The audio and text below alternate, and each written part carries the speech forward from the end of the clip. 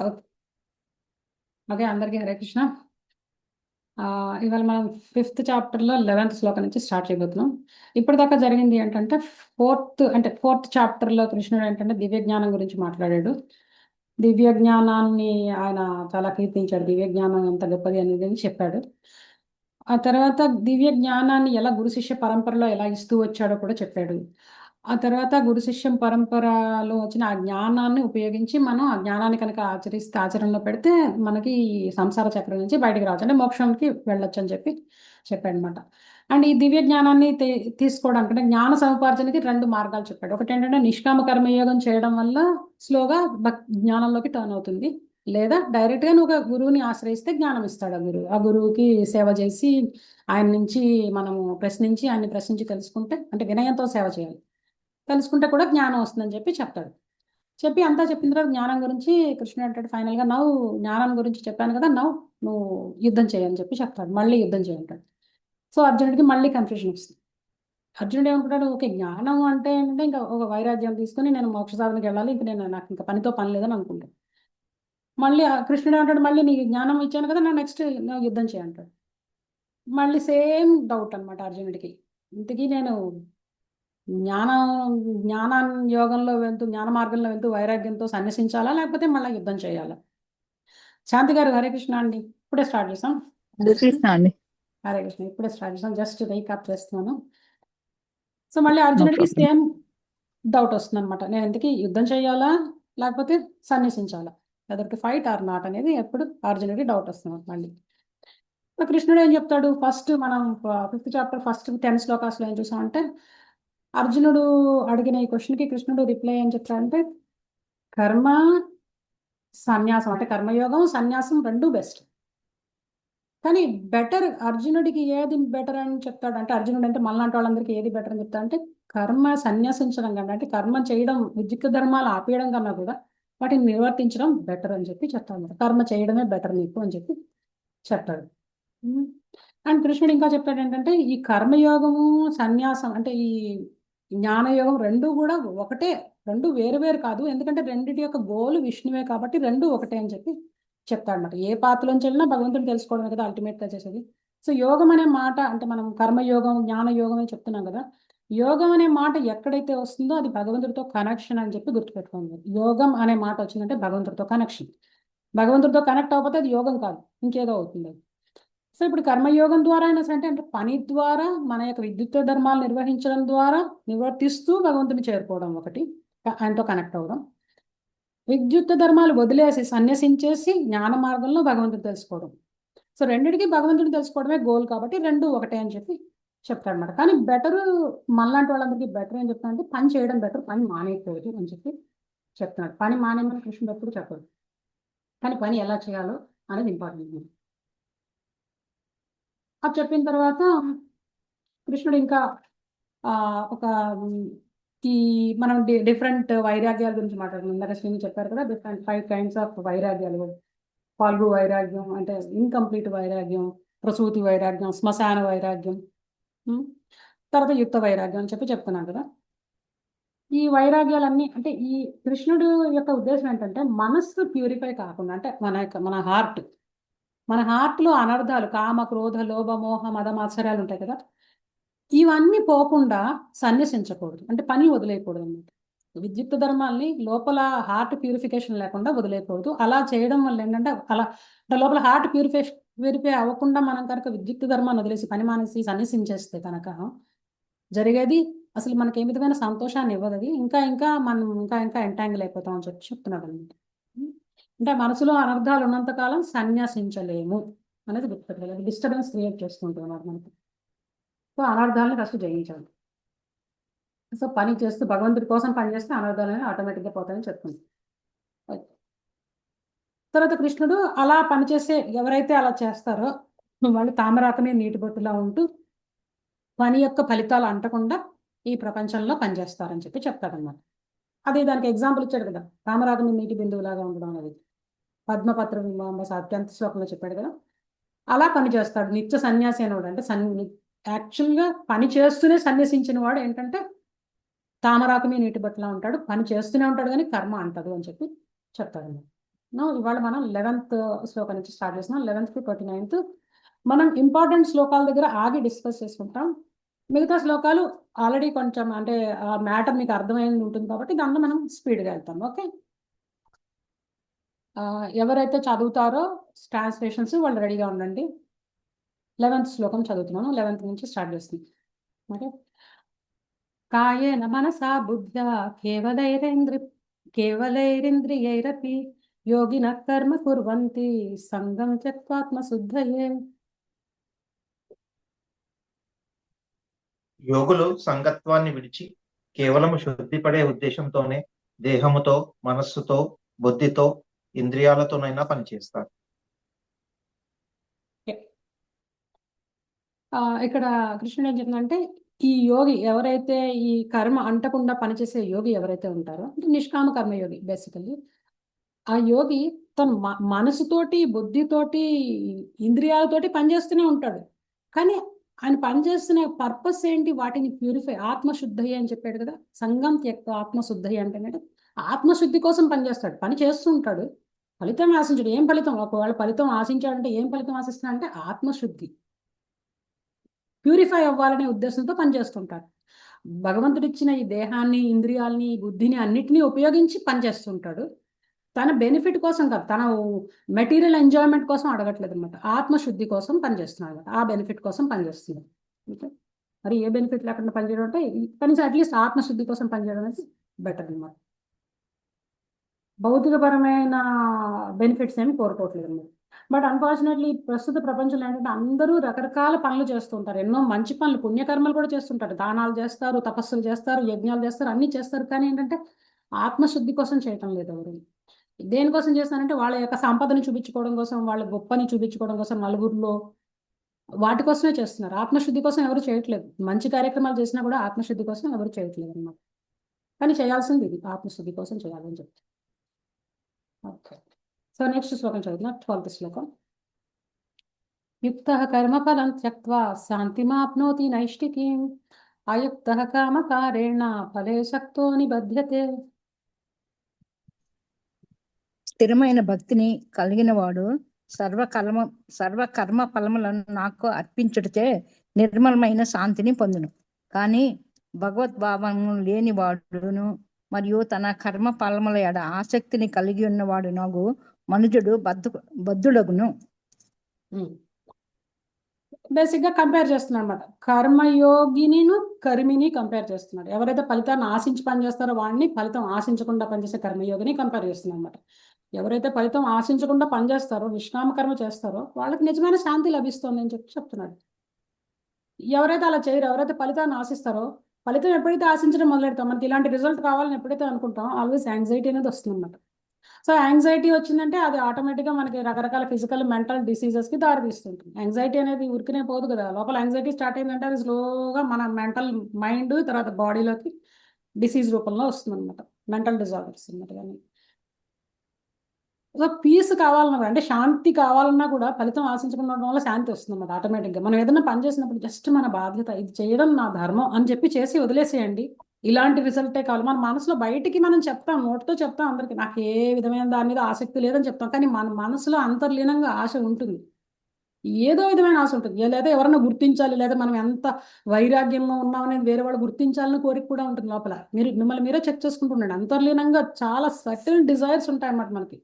మనం ఎంత భక్తిలో ఉన్నామో అవతల వాళ్ళు గుర్తించాలని కోరుకోవడం కూడా మెటీరియల్ డిజైర్ కిందకే వస్తుంది. ఓకే, సో ఇవన్నీ కూడా ఎప్పుడైతే ఇవన్నీ వదిలేస్తాం, ఇవన్నీ ఎలా పోతాయంటే భక్తితో పోతాయి. ఇవన్నీ భక్తిలోకి వచ్చామనుకోండి ఆటోమేటిక్గా భగవంతుడు అన్ని వదిలిస్తుంటాడు. అలా కాకుండా మనకే మనం వదిలించుకోవాలంటే మాత్రం చాలా డిఫికల్ట్. సో ఇక్కడ కృష్ణుడు ఇద్దరిని కంపేర్ చేశాడు. ఎవడైతే ఫలితం ఆశిస్తూ పనిచేస్తాడో వాడు సుఖంగా శాంతిగా ఉండట్లేకపోతున్నాడు, ఎవడైతే ఆశించట్లేదో వాడు శాంతిగా ఉంటున్నాడు అని చెప్తున్నాడు అన్నమాట. ఎందుకంటే బై నేచర్ మనం ఏదైనా ఒక పని చేస్తే బై నేచర్ మనం దానికి అటాచ్ అయిపోతాం. మనం ఇది నేను చేశాను అనే భావన వచ్చిందంటే ఆల్మోస్ట్ దానికి అటాచ్ అయిపోతాం అన్నమాట. అంటే అటాచ్మెంట్ ఏంటంటే పని మీద మనం చేసిన దాని మీద మనకి అటాచ్మెంట్, మనకి రాబోయే దాని మీద కూడా అటాచ్మెంట్ ఉంటుంది అనమాట. కర్మ ఫలం మీద కూడా అటాచ్మెంట్ వస్తుంది అనమాట. ఇది మనం జస్ట్ దీన్ని టర్న్ చేయాలంటే ఏంటంటే కృష్ణుడికి అటాచ్ అవ్వడం మొదలెడితే కర్మ మీద, ఫలితం మీద అటాచ్మెంట్ అనేది ఆటోమేటిక్గా పోతుంది అనమాట. మనం ట్రైన్ చేసుకోవాలి, భగవంతుడికి అటాచ్ అవ్వడానికి ట్రైన్ చేసుకోవాలి. ఎలా చేస్తే కృష్ణుడికి ఇష్టం అని ఆలోచిస్తే ఆటోమేటిక్గా దీనిలోంచి బయటకు వచ్చేయచ్చు ఈ ట్రాప్లోంచి. ఏం పెద్ద కష్టపడాల్సిన అవసరం లేదు. జస్ట్ మన ఆసక్తిని కృష్ణుడి వైపు టర్న్ చేసామంటే చాలు, ఎవ్రీథింగ్ కృష్ణ టేక్స్ కేర్ అనమాట. ఎవరో ఏదో అడిగినట్టున్నారు ఇందాక.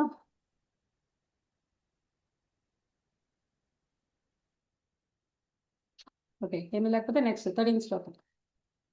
మీకు ఎక్కడైనా డౌట్ వస్తే ఆపి అడగండి, అంటే నేను ఫాస్ట్గా వెళ్తున్నాను కదా, మీకు ఏమైనా డౌట్ అనిపిస్తే అడగండి. ఓకే, 13th శ్లోకం. సర్వకర్మాణి మనసా సన్యస్యాస్తే సుఖం వసి నవద్వారే పురే దేహి నైవ కుర్వన్న కారయన్.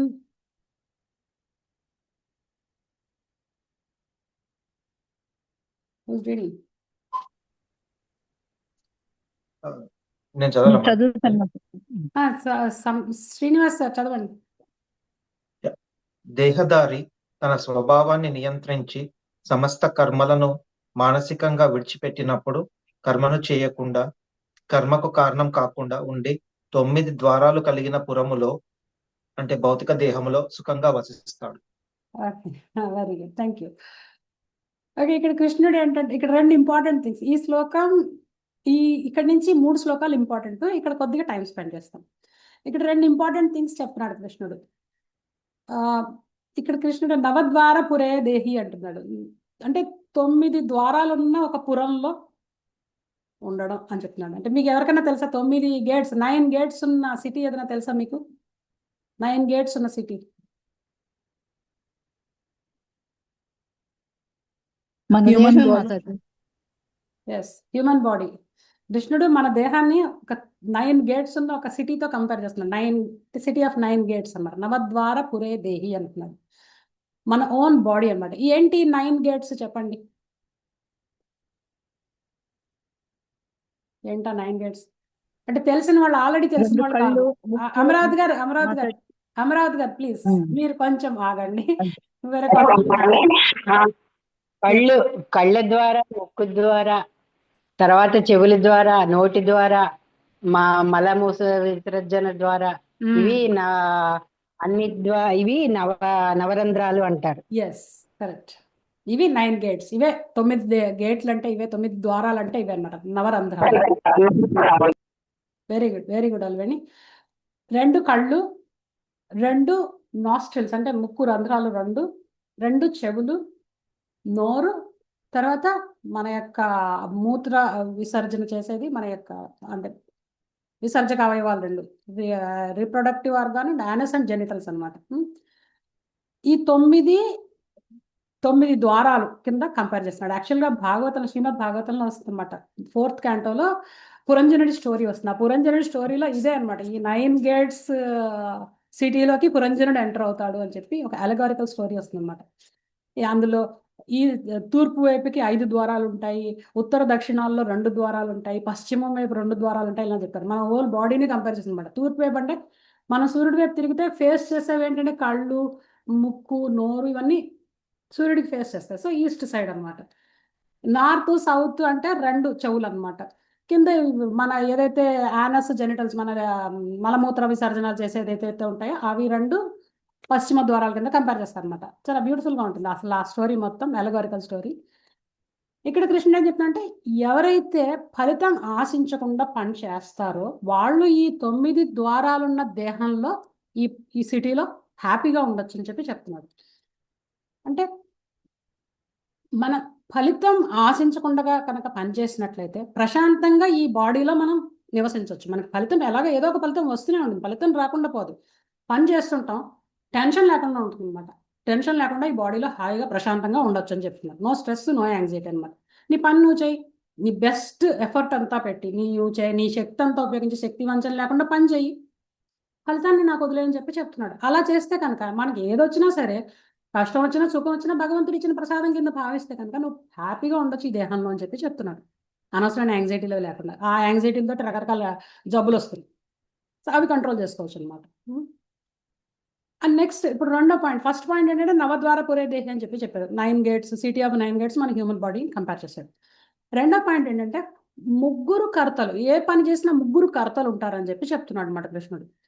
అదేంటంటే మనం అనుకుంటాం, మనం ఏదైనా ఒక పని చేస్తాం అనుకోండి, నేనే చేశాను ఈ పని అనుకుంటాం. సే ఫర్ ఎగ్జాంపుల్ ఒక చిన్న కూర వండడం అనుకోండి, వంట చేయడం నేను చేశాను అని అనుకుంటాం. కానీ కృష్ణుడు చెప్తున్నాడు కాదు, నువ్వు ఒక్కడవే చేయట్లేదు, ఇంకా ముగ్గురు ఉన్నారు, అంటే ఇంకా ఇద్దరు ఉన్నారు నీ మీద, నీ పైన ఇంకా ఇద్దరు ఉన్నారు చేసేవాళ్ళు అని చెప్పి చెప్తున్నాడు. ముగ్గురు, ఏ పనికైనా ముగ్గురు కర్తలు ఉంటారని చెప్పి చెప్తున్నాడు అనమాట. ఫస్ట్ కర్త ఎవరు చెప్పండి మీరే. ఫస్ట్ ఒక పనికి కర్త అంటే డూవర్ అనమాట. ఫస్ట్ డూవర్ ఎవరు? నేను ఇదంతా 3 శ్లోకాలు చెప్పిన తర్వాత నేను ఒక స్లైడ్ చూపించి ఎక్స్ప్లెయిన్ చేస్తాను. ఓకే, ఒకవేళ అర్థం కాకపోయినా అక్కడ అర్థం చూపిస్తాను. ఇప్పుడు ఫస్ట్ కర్త ఎవరు చెప్పండి. ఏ పనన్నా జరిగింది అంటే ఎవరు కారణం ఫస్ట్? భగవంతుడమ్మా. మన మనస్సు ద్వారా ముందు నో, ఫస్ట్ మనమే. ఓకే, సింపుల్ టర్మ్స్ చెప్తాను. ఒక పని చేసాం అంటే ఫస్ట్ మనం చేసాం అంటే మనం ఒక కర్త, మనం ఒక డూవర్. మనం రెండో కర్త ఎవరనేది చూద్దాం. రెండో కర్త నెక్స్ట్ శ్లోకంలో చెప్తున్నాడు కృష్ణుడు. ఓకే, సెకండ్ డూవర్ ఎవరంటే 14th శ్లోకం చూస్తాం. అది ఒక్క నిమిషం, ఏంటి చెప్పాలి అని. అది అమలు చేసే దైవానుగ్రహం రెండో అదే మనం అంటే ఆ సస్పెన్స్ నెక్స్ట్ 2 శ్లోకాల్లో రివీల్ చేద్దాం అని చెప్పి ఫస్ట్ కర్త ఒకటినే చెప్పాను ఇప్పుడు. ఓకే నువ్వు చెప్పేది కరెక్ట్. సో రెండో కర్త ఇప్పుడు 14వ శ్లోకంలో ఇంకో కర్త ఎవరు అనేది చెప్తున్నాడు కృష్ణుడు. ఫస్ట్ కర్త ఫస్ట్ శ్లోకంలో ఏం చెప్పాడు? సర్వకర్మాణి మనసా సన్యస్యాస్తే సుఖం వసి నవద్వార పురేదేహి నైవ కుర్వన్ నకార్యం చెప్పాడు. ఫస్ట్ కర్త నవద్వార పురేదేహి, మనము అంటే సోల్. ఫస్ట్ కర్త సోల్. కర్త అంటే చేసేవాడు అని అర్థం, పని చేసేవాడిని కర్త అంటారు. So first soul. రెండవది ఏంటి? 14th శ్లోకంలో న కర్తృత్వం న కర్మాణి లోకస్య సృజతి ప్రభు న కర్మ ఫల సంయోగం స్వభావస్తు ప్రవర్తతే. చదవండి ట్రాన్స్లేషన్, అమరావతి గారు చదవండి. తన దేహం అనేది పురము యొక్క అధిపతి అయిన దేహి కర్మలను సృష్టించడు గాని, కర్మల యందు జనులను ప్రేరేపించడు గాని, కర్మ ఫలములను సృష్టించడు గాని చేయడు. ఇది అంతయు ప్రకృతి త్రిగుణముల చేతనే చేయబడుతున్నవి. Okay, very good. ఇప్పుడు చెప్పండి రెండవ కర్త ఎవరు? ఏం చెప్తున్నాడు ఇప్పుడు కృష్ణుడు? రెండవ కర్త ఎవరు? ప్రకృతి. Yes, very good, simple. ప్రకృతి ఇస్ ద రెండో కర్త అనమాట. మనము ఒక కర్త, సోల్ ఒక కర్త, రెండో ప్రకృతి అనమాట. ఇప్పుడు మూడో కర్త ఎవరై ఉంటారు? అది 15th శ్లోకంలో చెప్తున్నాడు. మూడో కర్త ఎవరు అనేది చెప్తున్నాడు. ఇక్కడ కృష్ణుడు ఏంటంటే భగవంతుడు. భగవంతుడు మూడో కర్త దగ్గరికి వచ్చారు. ఏంటంటే కృష్ణుడు కొంచెం దాన్ని ఎలా అంటే ఒక పజిల్ లాగా చెప్తాడు అనమాట. పూర్తిగా నేనే అని చెప్పాడు అక్కడ. చూడండి ఎలా చెప్తాడు. 15th శ్లోకం చదువుతున్నా. నాదత్తే కస్య చిత్తాపం నచైవా సుకృతం విభు అజ్ఞేనానావృతం జ్ఞానం తేన ముహ్యంతి జంతవః.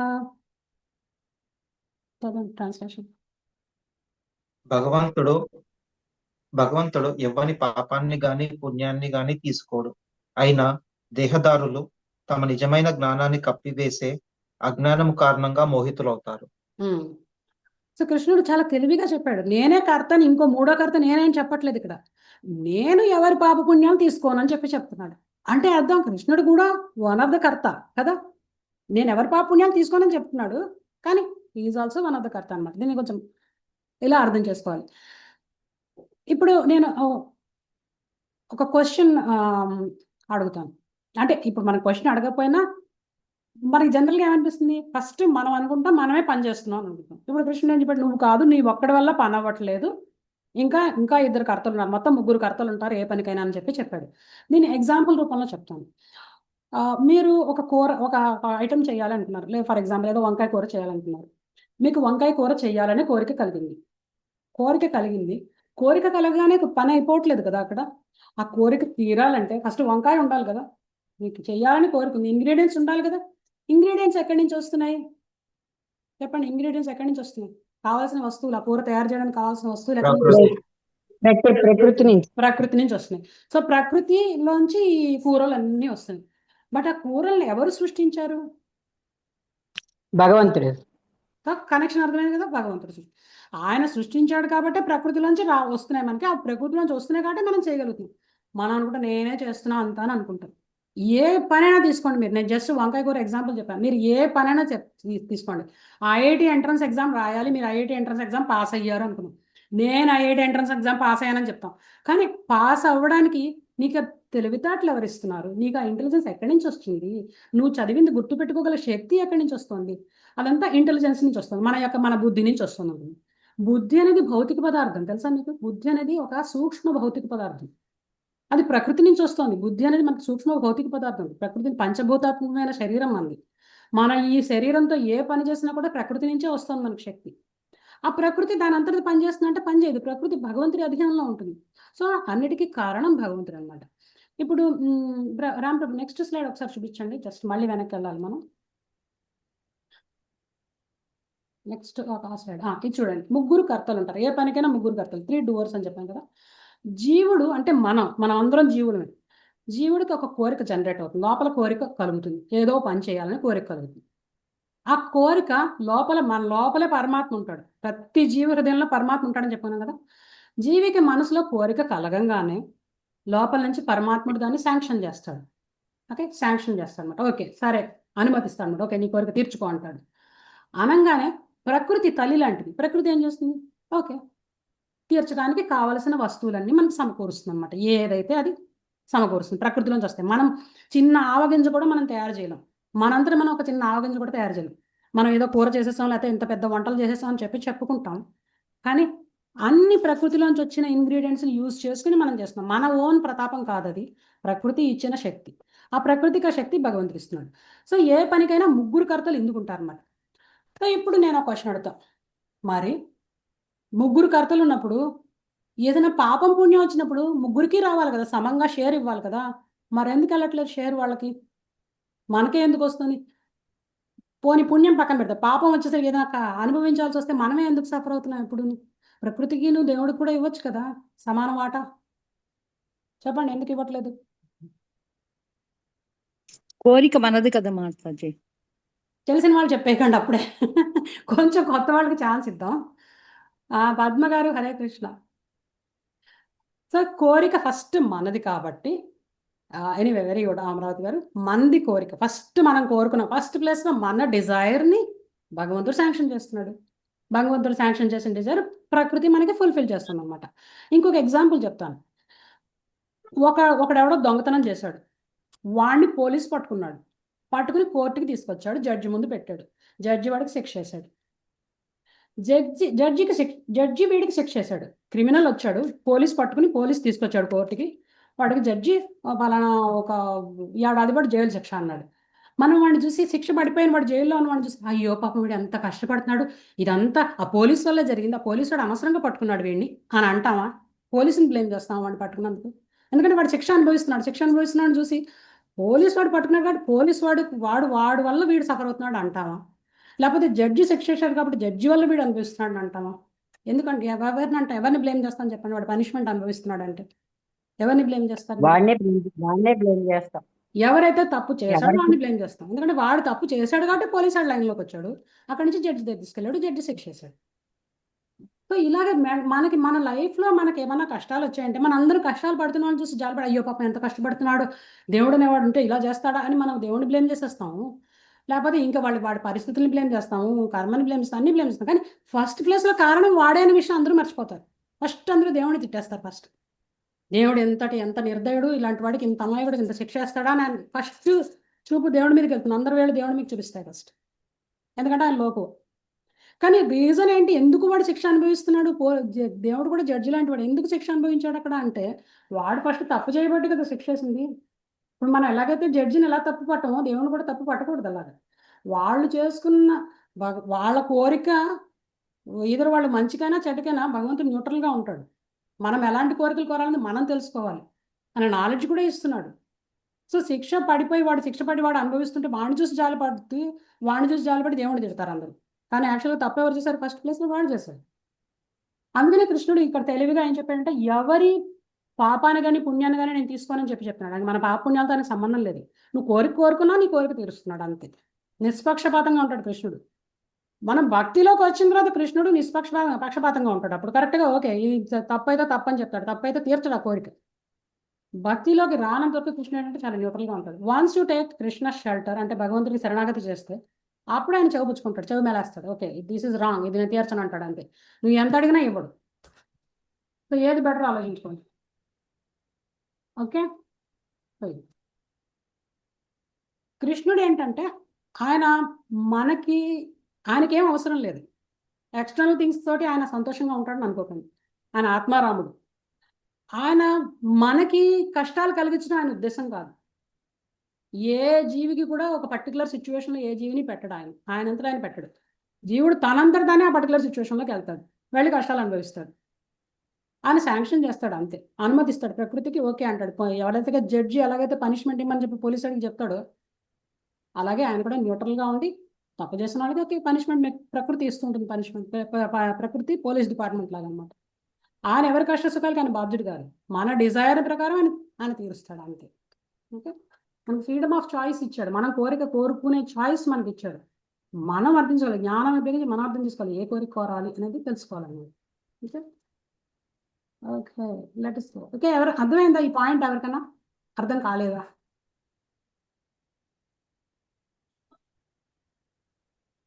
ఓకే, వాడి కష్టాలు పడాలని వాడి కోరికనే మరి దానికి కారణం మనం చేసిన కర్మని భగవంతుడు మనం అనుభవించేలా చేస్తాడా చేయడా? అది అదే చెప్తున్నాను. మనం చేసిన కర్మకి ఏదైతే దానికి తగినట్టు ఫలితం ఏదైతే ఉంటుందో అది మనకు వచ్చే తీరుతుంది. అందుకే ఆయన ఏం దానిలోంచి ఫలితం ఏం తీసుకోవడానికి. ఈ మనకు సుఖం వచ్చినా దుఃఖం వచ్చినా అన్ని మనమే అనుభవించాలి. మన కర్మ తాలూకు ఫలితాలన్నీ మనకే ఇస్తాడు తీసుకొచ్చి. ఎందుకంటే మనం చేసామని అనుకుంటున్నాం, మనకే ఇస్తాడు అన్నమాట అన్ని తీసుకొచ్చి. ఓనర్షిప్ మనదే. ఆయన ఎప్పుడు కోరుకోడు, మనం కష్టపడాలని కోరుకోడు. కాకపోతే జ్ఞానం ఇస్తున్నాడు. తనంతట తను తెలుసుకున్న వాడికి ఆయన దారి చూపిస్తాడు. తెలుసుకోకుండా ఇదే బాగుంది అనుకునే వాళ్ళు కొంతమంది అలాగే నడుస్తుంది. కొంతమంది మూర్ఖులకి అది తెలియదు. మరి భగవంతుడి ధ్యాసలోకి ఇప్పుడెందుకులే అని ఆలోచిస్తూ ఉంటారు. వాళ్ళని ఎందుకు కదపడు దేవుడు? ఎవరైతే ఎందుకు కదపడు కాదు, అందరికీ ఛాన్స్ ఇస్తున్నాడు. ఈక్వల్ ఆపర్చునిటీ ఇస్తాడు అందరికీ భగవంతుని తెలుసుకోవడానికి ఈక్వల్ ఆపర్చునిటీ ఇచ్చాడు. గీత, భగవద్గీత, భాగవతం అన్ని అందరికీ అందుబాటులోనే ఉన్నాయి. వాళ్ళ చాయిస్ ప్రకారం వాళ్ళు తీస్తున్నారు, ఓపెన్ చేసి చదువుతున్నారు. కొంతమంది ఓపెన్ చేసి చదవట్లేదు. కొంతమంది చదవని వాళ్ళకి తెలియట్లేదు. జ్ఞానం రాని వాళ్ళకి ఇంకా పోను నీకే తెలుస్తుంది. కృష్ణుడు క్లియర్ కట్గా చెప్తాడు, ఇంకా ఇందులోనే వస్తుంది, జస్ట్ వెయిట్ చేయి. మన యొక్క కష్టాలకి మూల కారణం ఏంటనేది కృష్ణుడు రాబోయే శ్లోకాల్లో చెప్తాడు. జస్ట్ అప్పటి వరకు వెయిట్ చేయి. I can answer that later. Okay, ఇదే శ్లోకాల్లో వస్తుంది, జస్ట్ వెయిట్ చేయి. Okay, let's go head. 16th శ్లోకం. మళ్ళీ వెనక్కి వెళ్ళాలి కదా మీరు, ఇంకొక స్లైడ్, పాత స్లైడ్. ఓకే, 16th శ్లోకం చదువుతున్నాం. పాత నెక్స్ట్ వెనక్కి. యా ఓకే, చదువుతున్నా 16th. జ్ఞానేన తు తదజ్ఞానం యేషాం నాశితమాత్మనః తేషాం ఆదిత్యవజ్ఞానం ప్రకాశయతి తత్పరం. అజ్ఞానమును నశింపజేయు జ్ఞానముచే మనుజుడు ప్రకాశవంతుడైనప్పుడు పకటి సమయమున సూర్యుడు సర్వమును ప్రకాశింపజేయునట్లు అతని జ్ఞానము సర్వమును వ్యక్తపరచును. Very good. సో ఈ జ్ఞానం వల్ల ఉపయోగం ఏంటి అంటే అజ్ఞాన అంధకారాన్ని తొలగిస్తుంది. జ్ఞానం ఇచ్చేది ఏంటంటే జ్ఞానం మన యొక్క అజ్ఞానాన్ని తొలగిస్తుంది. ఆబ్వియస్లీ జ్ఞానం అంటే అజ్ఞానం పోతుందని చెప్పి చెప్తున్నాను అన్నమాట. దాన్ని ఎలా కంపేర్ చేస్తున్నానంటే పగటి సమయంలో సూర్యుడు ఎలాగైతే మనకి కంటికి కనిపించే ప్రతి వస్తువు యొక్క యథార్థ రూపాన్ని ఎలాగైతే చూపిస్తాడో, అలాగే జ్ఞానం అనే వెలుగు మనకి యథార్థ రూపం, ఈ భౌతిక ప్రపంచం యొక్క యథార్థ రూపాన్ని మనకి చూపిస్తుంది. మనం తెలుసుకునే అవకాశం ఇస్తుంది అని చెప్పి చెప్తున్నాడు అనమాట. సో జ్ఞానాన్ని సూర్యుడితో పోల్చాడు అనమాట. ఈ జ్ఞానం మన యొక్క అజ్ఞానాన్ని తొలగిస్తుంది. అజ్ఞానం తొలగించిన తర్వాత ఏం జరుగుతుంది? అజ్ఞానం తొలగిపోయిన తర్వాత ఏం జరుగుతుంది? అది నెక్స్ట్ శ్లోకంలో చెప్తున్నాడు. అజ్ఞానం తొలగిపోతుందని చెప్పాడు జ్ఞానంతో. నెక్స్ట్ శ్లోకంలో 17th శ్లోకంలో ఏం చెప్తున్నాడంటే అజ్ఞానం తొలగిన తర్వాత ఏం జరుగుతుందని చెప్తున్నాడు. తద్బుద్ధయస్తదాత్మాన తన్నిష్టా సత్పరాయణ గచ్చంత పునరావృత్తిం జ్ఞాన నిర్ధూత కల్మషా. బుద్ధి, మనస్సు, శ్రద్ధ, ఆశ్రయము అన్నీ కూడా భగవంతునిపై లగ్నమైనప్పుడు మనిషి పరిపూర్ణ జ్ఞానం ద్వారా కల్మషాల నుండి పూర్తిగా శుద్ధిపడిన వాడై ఆ విధంగా నేరుగా మోక్ష మార్గంలో ప్రయాణిస్తాడు. సో ఒకసారి అజ్ఞానం తొలగిపోయిన దాని తర్వాత ఏం జరుగుతుంది అంటే ఆటోమేటిక్గా జ్ఞాన మార్గంలో పయనిస్తాడు. ఎందుకు థింగ్స్ ఎలా జరుగుతున్నాయి అని అది అర్థం చేసుకుని భగవంతుణ్ణి యాక్చువల్గా శరణాగతి అప్పుడు చేస్తాడు. అజ్ఞానం తొలగిపోయిన తర్వాత ఆటోమేటిక్గా జ్ఞానం వచ్చిన తర్వాత ఏం చేస్తారంటే భగవంతుడే సర్వస్వం అని తెలుసుకుంటాడు. అందుకనే కృష్ణుడు చెప్పాడు కదా, బహూనాం జన్మనాం అంతే జ్ఞానవాన్ మాం ప్రపద్యతే అని చెప్పాడు. ఎన్నో జన్మల తర్వాత, ఎన్నో జన్మల అజ్ఞానంలో గడిపిన తర్వాత జ్ఞానం తెచ్చుకున్న తర్వాత అప్పుడు వాసుదేవ సర్వమితి అని అప్పుడు శరణాగతి చేస్తాడు నాకు అని చెప్తున్నాడు. ఒక చిన్న ఎగ్జాంపుల్ చెప్తాను చూడండి. ఎవరికో అమ్నీషియా వచ్చింది. అమ్నీషియా అంటే తెలుసు కదా, మర్చిపోతాడు అనమాట. వాడికి ఏదో తల మీద ఏదో దెబ్బ తగులుతుంది. సినిమాలో చూస్తాం కదా, వాడికి హీరోకి తల మీద ఏదో దెబ్బ తగులుతుంది, సడన్ గా అన్ని మర్చిపోతాడు. ఎక్కడికో వెళ్తాడు, ట్రైన్ దిగంగానే తల మీద ఏదో పడింది, వాడు అన్ని మర్చిపోతాడు. అక్కడ ఎవరు ఎదురుకుండా ఎవరు కనిపిస్తే వాళ్ళతోటే వెళ్ళిపోతాడు, వాళ్ళే తన ఫ్యామిలీ అనుకుని అక్కడే ఉంటూ ఉంటాడు. సడన్ గా మళ్ళీ తల మీద ఇంకోటి ఏదో పడుతుంది, పడంగానే మళ్ళీ గుర్తొస్తుంది అంత. గుర్తురాగానే ఏం చేస్తాడు హీరో, వెంటనే వాడికి గుర్తొస్తుంది, ఓకే నా ఫ్యామిలీ వేరే చోట ఉంది, నేను అక్కడికి వెళ్ళాలని చెప్పి ఇమ్మీడియట్ గా అక్కడి నుంచి వదిలేసి అందరినీ వదిలేసి మళ్ళీ వాడి ఫ్యామిలీ దగ్గరికి వెళ్ళిపోతాడు. అలాగే ఇప్పుడు అజ్ఞానంలో, ప్రస్తుతం ఏంటంటే మనం అజ్ఞానంలో ఉన్నాం.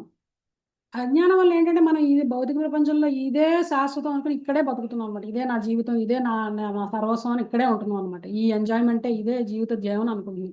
ఒకసారి జ్ఞానం వచ్చిన తర్వాత ఇవన్నీ వదిలేస్తాం, ఇవన్నీ తుచ్చం కింద తోస్తాయి. అప్పుడు ఆటోమేటిక్గా భగవంతుడికి శరణాగతి చేస్తాం, మళ్ళీ భగవంతుడితో కనెక్ట్ అవ్వడానికి ట్రై చేస్తాం అనమాట. ఎందుకంటే భగవంతుడితో మనకు ఆల్రెడీ కనెక్షన్ ఉందని చెప్పుకున్నాం కదా, మళ్ళీ ఆ కనెక్షన్ని రీఎస్టాబ్లిష్ చేసుకోవడానికి ట్రై చేస్తాం అనమాట. మోక్ష మార్గం వైపు ప్రయాణిస్తాడు అని చెప్తున్నారు. అని ఒకసారి జ్ఞానం వచ్చిన తర్వాత కంప్లీట్గా భగవంతుడిని చేరుకునే లోపు ఇంకా వండర్ఫుల్ థింగ్స్ జరుగుతాయి ఆ వ్యక్తి జీవితంలో. ఎవరైతే ఈ యోగి ఎవరైతే ఉన్నారో, అజ్ఞానం కంప్లీట్గా పోయింది, జ్ఞానం వచ్చేసింది, భగవంతుడే సర్వస్వం తెలుసుకున్నాడు, ఆయన శరణాగతి చేశాడు. చేసిన తర్వాత ఇంకా ఏం జరుగుతుంది అనేది నెక్స్ట్ ఈ శ్లోకాలో చెప్తున్నాడు. నెక్స్ట్ శ్లోకం చాలా ఇంపార్టెంట్ శ్లోకం. విద్యా వినయ సంపన్నే బ్రాహ్మణే గవిహస్తిని సునీచైవ స్వపాకే చ పండితా సమదర్శినః. వినమ్రులైన యోగులు యథార్థమైన జ్ఞానము కలిగిన వారవుటచే విద్య వినయ సంపన్నుడైన బ్రాహ్మణుని, గోవుని, ఏనుగును, సునకమాంసము తినువానిని, చండాలుని సమదృష్టితో వీక్షింతురు. సో జ్ఞానం వచ్చిన తర్వాత ఏం జరుగుతుంది అంటే వాడికి మెటీరియల్ డిఫరెన్సెస్ చూడడం అనమాట. ఇంకా భౌతికత్వం, ఇప్పుడు భౌతిక దేహాలు డిఫరెన్స్ ఉన్నప్పటికీ కూడా ఒకళ్ళు కొన్ని దేహాలు అందంగా ఉంటాయి, కొన్ని దేహాలు అందవిహీనంగా ఉంటాయి. ఈ దేహపరమైన భేదాలు చూడడం అనమాట. అందరిలోనూ పరమాత్మను చూడగలుగుతాడు, సమదృష్టి వస్తుంది అనమాట. పండిత సమదర్శన అని చెప్తారు కదా, సమదృష్టి వస్తుంది. పండితుడు అనమాట, జ్ఞానం వచ్చింది కదా పండితుడు అనమాట. జనరల్గా మనకి మెటీరియల్ నాలెడ్జ్ ఏదైనా వచ్చింది అనుకోండి, మీకు ఏదైనా ఫర్ ఎగ్జాంపుల్ ఏదైనా ఒక సబ్జెక్ట్లో చాలా నాలెడ్జ్ ఉందనుకోండి, మీకు ఏం వస్తుందంటే గర్వం వస్తుంది. నాకే అందరికన్నా అన్ని బాగా తెలుసు అనే ఒక రకమైన భావన వస్తుంది. అది గర్వానికి దారితీస్తుంది. ఇప్పుడు ఫర్ ఎగ్జాంపుల్ మీకు కంప్యూటర్ సైన్స్లో మీకు బాగా తెలుసు, ఇంత మీరు ప్రో అనుకోండి, మీకు వెంటనే ఒక రకమైన ఫీలింగ్, అందరికన్నా నాకే బాగా తెలుసు అనే ఫీలింగ్ వస్తుంది అనమాట. నేను ఎక్కువ అనే ఫీలింగ్ వస్తుంది. అంటే భౌతిక జ్ఞానం ఏంటంటే ఒక రకమైన గర్వాన్ని ఇస్తుంది అన్నమాట. కానీ ఆధ్యాత్మికంగా జ్ఞానం వస్తే ఏం జరుగుతుంది సార్, వినయం వస్తుంది. గర్వానికి కంప్లీట్ ఆపోజిట్, వినయం వస్తుంది. విద్య వినయ సంపన్నే, వినయం వస్తుంది. విద్యతో వినయం వస్తుంది అన్నమాట. నిజమైన స్పిరిచువల్ నాలెడ్జ్ తోటి వినయం అనేది వస్తుంది అన్నమాట. అప్పుడు ఆ వినయంతో, ఆ విద్యతోటి ఏం చేస్తాడంటే అందరిలోనూ ఆత్మని చూడగలుగుతాడు అన్నమాట. సమదృష్టి వచ్చింది అందరిలోనూ. ఎలాంటి జీవైనా సరే, ఇప్పుడు పిగ్గు, డాగు, ఎలాంటి బాడీలో ఉన్నా సరే జీవుడు సోల్ పరంగా అందరూ ఒకటే అనే విషయం తెలుస్తుంది అన్నమాట. కానీ అలా తెలిసింది, ఎందుకంటే అందరిలోనూ పరమాత్మ ఉంటాడు, అలా తెలిసింది ఏంటి డజన్ మీన్ దట్ అందరినీ ఈక్వల్గా ట్రీట్ చేస్తాడని కాదు. అతను బాడీలో డిఫరెన్సెస్ చూస్తాడు, లోపల సోల్ యొక్క ఈక్వాలిటీ చూస్తాడు. అంటే సోల్ దృష్టిలో అందరూ సమానమైన తెలుసుకుంటాడు, కానీ బాడీ పరంగా భేదాలు ఉంటాయని అర్థం చేసుకుంటాడు అనమాట. 3 రకాల యానిమల్స్ చెప్పారు కదా, ఆ యానిమల్స్ ఏంటో ఎవరన్నా చెప్పండి. 3 రకాల యానిమల్స్ చెప్పారు కదా, ఏం జంతువులు అవి? 3 జంతువులు చెప్పాడు. వాటి సంస్కృత పదాలు గవి, హస్తి, సుని, తెలుసా అవేంటో? ఎలిఫెంట్, హస్తి అంటే డాగ్, హస్తి అంటే ఎలిఫెంట్, ఎస్. హస్తి ఎలిఫెంట్, శుని మైట్ బి డాగ్, శునకము. సుని అంటే సునకం, ఎస్. ఇంకా ఇంకొక యానిమల్ పేరు చెప్పాడు. చైవా. గవి అంటే ఆవు. బ్రాహ్మణే గవిహస్తిని అంటే గవి అంటే ఆవు అన్నమాట. ఈ ఆవు అనేది ఏంటంటే సత్వగుణానికి ప్రతీక, హస్తి అంటే ఎలిఫెంట్ అంటే రజోగుణానికి ప్రతీక, సుని అంటే డాగ్ అంటే తమో గుణానికి ప్రతీక అనమాట. అంటే 3 గుణాల్లో ఉండే జంతువుల్ని, అంటే గుణపరమైన భేదాలు తెలుస్తాయి, బట్ వాటిల్లో ఆత్మపరమైన భేదాన్ని చూడమాట. ఆత్మపరంగా అందరూ సమానమైన తెలుసుకుంటారు. ఏమైనా తమో గుణంలో ఉన్న జంతువైనా సరే, తమో గుణంలో ఉన్న మనిషి అయినా సరే, సత్వగుణమైనా సరే, రజోగుణమైనా సరే, అందరిలోనూ ఆత్మని చూడగలుగుతాడు, అందరిలోని పరమాత్మని కూడా చూడగలుగుతాడు అన్నమాట. అండ్ 2 రకాల పర్సనాలిటీస్ని కంపేర్ చేయాలి. బ్రాహ్మణ అండ్ స్వపచ అన్నాడు. బ్రాహ్మణ అంటే ఏంటంటే హైయెస్ట్ సోషల్ ఆర్డర్, స్వపచ అంటే ఏంటంటే కుక్క మాంసం తినేవాడు, చండాలుడు అనమాట. వాడు అసలు వర్ణాశ్రమ వ్యవస్థలో కూడా బ్రాహ్మణ, క్షత్రియ, వైశ్య, శూద్ర కింద ఇంకా అనమాట. చండాలుడు వీళ్ళందరూ ఇంకా కింద వస్తారు, లేచులు, చండాలందరూ ఇంకా కింద వస్తారు అనమాట. శూద్రుల కన్నా నీచమైన వాళ్ళు అనమాట. కుక్క మాంసం తినడం అంటే పరమ నీచమైన పని. సో బ్రాహ్మణుడు హైయెస్ట్ ఆర్డర్, కుక్క మాంసం తినేవాడు లోయెస్ట్ ఆర్డర్. అలాంటి వాళ్ళ సోషల్ పాయింట్ ఆఫ్ వ్యూ నుంచి కూడా వాళ్ళు ఈక్వాలిటీ చూడగలుగుతారు సోల్ పరంగా. అంటే జాతి భేదం, వర్ణ భేదాలు ఇవేం చూడడం అన్నమాట. బాడీలీ డిఫరెన్సెస్ ఉన్నాయి, కానీ సోల్ పరంగా అందరూ ఒకటేని అర్థం చేసుకుంటాడు. కానీ అలా అని చెప్పి అందరినీ ఈక్వల్ విజన్ అని చెప్పి ఈక్వల్గా ట్రీట్ చేస్తాడని కాదు, అక్కడ ఈక్వల్ విజన్ ఉంటుంది. ఇప్పుడు సడన్గా ఒక సింహం వచ్చింది అనుకోండి మన ఎదుర్కొంటా, ఒక ఆవు వస్తే వెళ్ళి ఆవుని దగ్గరికి వెళ్ళి ఆవుని ముట్టుకుంటాం. అదే సింహం వస్తే ముట్టుకోగలుగుతాం? ముట్టుకోలేం. ఎందుకంటే జాతి పరంగా ఆ సింహం యొక్క లక్షణ పరంగా, స్వభావం పరంగా అది చాలా డేంజరస్ యానిమల్ అని. అందుకని మనం ఏం చేస్తాం, వాటిని ఆ పర్టికులర్ పర్సన్ ఎవరైతే ఈ పండితుడు ఎవరైతే ఉంటారో ఈక్వల్ ట్రీట్మెంట్ అయితే ఇవ్వడు. ఈక్వల్ విజన్ ఉంటుంది కానీ ఈక్వల్ ట్రీట్మెంట్ ఇవ్వడు. ఎవరిని ఎక్కడ వాళ్ళ నేచర్ ప్రకారం వాటికి ట్రీట్మెంట్ ఇస్తాడన్నమాట. వాళ్ళతోటి వాటి నేచర్ ప్రకారం డీల్ చేస్తాడన్నమాట. అలాగని చెప్పి వాటికి ఏమి హామ్ చేయడు, వాళ్ళని కావాలని చెప్పి హాని చేయడు వాటికి. ఓకే, అది మైండ్ పెట్టుకుంది. ఈక్వల్ ట్రీట్మెంట్ కాదు, equal vision doesn't mean equal treatment. Treatment మాత్రం వాటి స్వభావాన్ని అనుసరించి ట్రీట్ చేస్తాడు. అండ్ ఇక్కడ ప్రభుపాదుల వారు బెస్ట్ ఎగ్జాంపుల్ ఏంటంటే, ఆయన ఈ విద్యా వినయ సంపన్నుడు అనే ఈ శ్లోకానికి ప్రభుపాదుల వారు బెస్ట్ ఎగ్జాంపుల్ ఎలా అవుతారంటే, ఆయన అమెరికా వెళ్ళారు.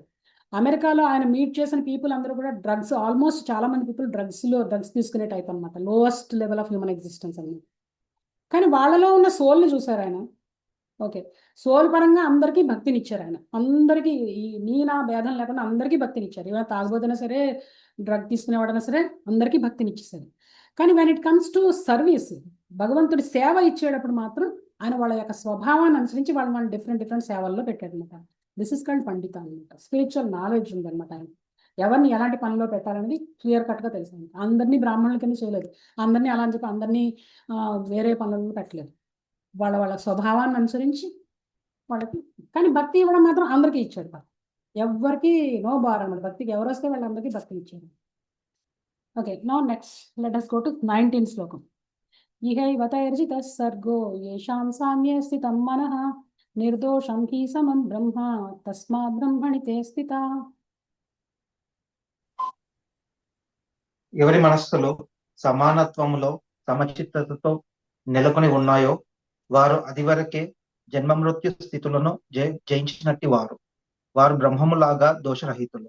ఆ విధంగా వారు అదివరకే బ్రహ్మంలో స్థితులై ఉంటారు.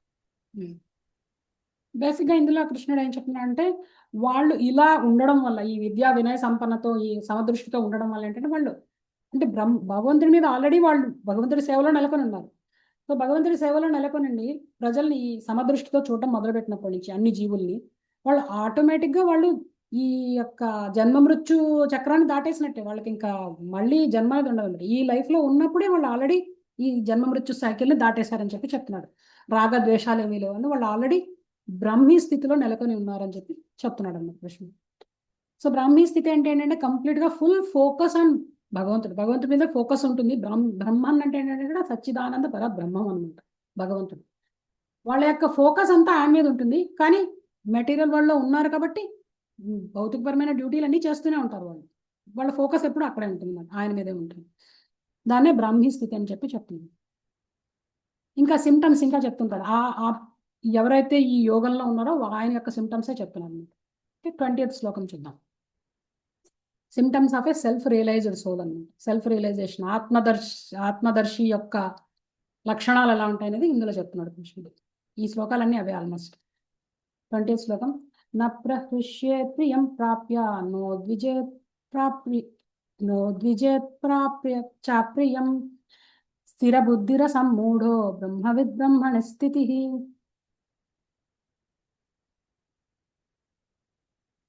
చదవండి ఎవరన్నా. సమానత్వం మరియు ఏకత్వములందు మనస్సు నెలకొనినట్టు వారు జనన మరణ స్థితిని జయించినట్టు వారే. వారు బ్రహ్మం వలె దోషరహితులైనట్టి వారు. ఈ విధముగా వారు బ్రహ్మమునందు స్థితిని కలిగినట్టు వారే అగుదురు. సో ఇది కూడా బ్రహ్మీ స్థితి గురించి చెప్తున్నాడు. బ్రహ్మభూత ప్రసన్నాత్మ నా శోచతి నా కాంక్షతి సమహ సర్వేషు భూతేషు మద్భక్తిం లభతే పరమం అని చెప్పి భగవద్గీతలోనే వస్తుంది. అంటే బ్రహ్మభూత స్థితిని పొందిన వాళ్ళు అంటే కంప్లీట్ గా భగవంతుడి మీదే ఫుల్ అబ్జార్ప్షన్, ధ్యానం అంతా ఆయన మీదే ఉండి కంప్లీట్ గా అబ్జార్బ్ అయిపోయిన వాళ్ళు ఎలా ఉంటారంటే వాళ్ళు ఏదైనా భౌతిక పరంగా ఏదైనా వాళ్ళకి విజయం వచ్చినా సక్సెస్ వచ్చినా పొంగిపోరట, దుఃఖం వచ్చినా కుంగిపోరట, బ్యాలెన్స్డ్గా ఉంటారు అన్నమాట. మెటీరియల్ చేంజెస్ అంటే భౌతికత్వమైన చేంజెస్ ఏం వాళ్ళని ఎఫెక్ట్ చేయమన్నమాట. ఎందుకంటే వాళ్ళు భౌతిక దేహంతో వాళ్ళని ఐడెంటిఫై చేసుకోవట్లేదు, వాళ్ళు కంప్లీట్ ఆత్మస్థితిలో ఉంటారు అన్నమాట. వాళ్ళు ఆత్మస్థితిలో ఉండి జస్ట్ ఒక కేర్ టేకర్ లాగా డ్యూటీస్ అన్నీ చేసేస్తారు అంతే. దీన్ని స్థిర బుద్ధి రసమూఢం అని చెప్పారు. స్థిర బుద్ధి అనమాట, ఫిక్స్డ్ కాన్షియస్నెస్ అనమాట. ఇప్పుడు ఆ భగవంతుడి మీద కాన్షియస్నెస్ అనేది వాళ్ళకి ఫిక్స్ అయిపోయి ఉంటుంది అనమాట ఆల్రెడీ. అండ్ ఎప్పుడు వాళ్ళని వాళ్ళు భగవంతుడిని ఎప్పుడు అనుకోరు. జనరల్గా ఏంటంటే ఆ స్థితి వచ్చేసరికి జనరల్గా పీపుల్ అందరూ ఆత్మజ్ఞానం వచ్చేసరికి చాలా మంది ఏంటంటే వాళ్ళే భగవంతుడు అయిపోయారన్న ఫీలింగ్ చాలా కొన్ని సాంప్రదాయాల్లో చెప్తారు. But that is not true. ఒక్కసారి మనం భగవంతుడిని తెలుసుకుంటే మనం ఆయనతో కలిసిపోయి ఆయనలా అయిపోం. మనం ఎప్పటికీ ఆయన సేవకులు. ఆ స్థిర బుద్ధి సేవాభావంలోనే స్థిర బుద్ధి ఉంటుంది అన్నమాట. వాళ్ళకి ఫిక్స్డ్ కాన్షియస్నెస్ అనమాట. ఎప్పుడు భగవంతుడి యొక్క సుప్రీమసీని వాళ్ళు అండర్స్టాండ్ చేసుకుంటారు, ఆయనకే శరణాగతి చేసి ఆయన గురించి ఆలోచనలు అనమాట. ఎప్పుడు ఇంక వేరే ఆలోచనలు ఏం రావు అనమాట. డ్యూటీస్ జరుగుతూ ఉంటాయి, భౌతిక దేహం ఉన్నంతకాలం డ్యూటీ చేయాల్సిందే, ఏదో ఒక పని చేయాల్సిందే కాబట్టి డ్యూటీ జరుగుతుంటుంది, బట్ కాన్షియస్నెస్ మాత్రం భగవంతుడి మీద ఉంటుంది. ఓకే, నెక్స్ట్ శ్లోకం 21. ఆయన లక్షణాలు చెప్తున్నారు అనమాట. ఆ ఆత్మస్థితి పొందిన వాళ్ళ లక్షణాల గురించి కృష్ణుడు చెప్తున్నాడు. గో ఫాస్ట్ ఇక్కడ నుంచి. బాహ్య స్పర్శే సక్తాత్మా విందత్యాత్మని యత్ సుఖం స బ్రహ్మయోగ యుక్తాత్మా సుఖమక్షయమస్నుతే. అటువంటి ముక్త పురుషుడు భౌతికేంద్రియ సుఖానికి ఆకర్షితుడు కాకుండా తనలోనే సుఖాన్ని అనుభవిస్తూ సర్వదా సమాధిలో ఉంటాడు. ఈ రకంగా ఆత్మదర్శి బ్రహ్మమును ధ్యానించే కారణంగా అపరిమిత సౌఖ్యాన్ని అనుభవిస్తాడు. చూసారా, ఆ ముక్త పురుషుడి గురించి చెప్తున్నాను అనమాట. వాళ్ళకి సెన్స్ ప్లెజర్స్ అంటే మన యొక్క ఈ ఇంద్రియ సుఖం మీద ఏమాత్రం వ్యామోహం ఉండదు అనమాట. ఇంద్రియ సుఖం అంటే కేవలం సెక్స్ లైఫ్ అని అనుకోండి. ఇంద్రియ సుఖం మనం తినడం కూడా, నాలుక కూడా ఒక ఇంద్రియం అని చెప్తున్నాం కదా. నాలుక రుచులు కూడా దేన్ని వాళ్ళు ఏం పెద్ద దాని మీద ఏం మైండ్ ఉండదు అనమాట. కంప్లీట్ ఎక్స్టర్నల్ ఇంద్రియ సుఖాల మీద అసలు మనసే ఉండదు వాళ్ళకి. కంప్లీట్గా అంటే మెటీరియల్ ఎంజాయ్మెంట్ అనే కాన్సెప్ట్ ఉండదు అనమాట. సో మనకు అలా అంటే అనిపిస్తుంది, అంటే లైఫ్ అంతా టేస్ట్లెస్ అయిపోయిందా, మెటీరియల్ అంటే భౌతికపరమైన ఏ మధ్యమైన ఇంద్రియ సుఖం లేకపోతే టేస్ట్లెస్ జీవితం గడుపుతున్నాడా అని అనిపిస్తుంది. అంటే ఏ సుఖం లేకుండా, ఏ సంతోషం లేకుండా ఏం చేస్తున్నట్టు, ఇంత సాధన చేసి చివరికి వచ్చి సుఖ సంతోషాలు ఏమీ లేకుండా ఒక నిర్జీవమైన జీవితం గడుపుతున్నాడా అనిపిస్తుంది. టేస్ట్లెస్ లైఫా అనిపిస్తుంది. అదేంటో కృష్ణుడు నెక్స్ట్ శ్లోకంలో చెప్తాడు. వాళ్ళు ఎలాంటి లైఫ్ ఉంటుంది, వాళ్ళు అసలు ఏం జరుగుతూ ఉంటుంది వాళ్ళలో అనేది నెక్స్ట్ శ్లోకంలో చెప్తారు. 22nd శ్లోకం. ఏ హి సంస్పర్శజా భోగా దుఃఖయోనయ ఏవతే ఆద్యంతవంత కౌంతేయ నతేషు రమతే బుధ. బుద్ధిమంతుడైన వాడు ఇంద్రియ సంపర్కముచే కలుగు దుఃఖ కారణములందు పాల్గొనడు.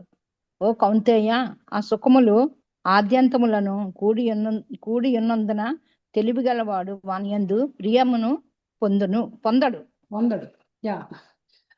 తెలివి గలవాడు ఈ ఇంద్రియ సుఖం మీద, ఎందుకంటే ఈ ముక్త పురుషుడు చాలా తెలివైన వాడు కాబట్టి ఇంద్రియ సుఖాలని ఆశించడం అని ఎందుకు చెప్తున్నట్టు, ఇంద్రియ సుఖం దాని యొక్క లక్షణాలు ఇక్కడ కృష్ణుడు చెప్తున్నాడు. ఎందుకు ఆశించడు ఇంద్రియ సుఖాన్ని ఆ ముక్త పురుషుడు అంటే, ఇక్కడ ఇందులో కృష్ణుడు చాలా ఇంపార్టెంట్ పాయింట్స్ 4 చెప్తాడు. అదేంటంటే భౌతిక, ఇక్కడ ఈక్వేషన్స్ గుర్తుపెట్టుకోండి. కృష్ణుడు చెప్పిన పాయింట్ ఏంటంటే భౌతిక సుఖము ఇజ్ ఈక్వల్ టు దుఃఖము. ఓకే, మనం భౌతిక సుఖం ఏదైతే అనుకుంటామో అది ఇజ్ ఈక్వల్ టు దుఃఖం.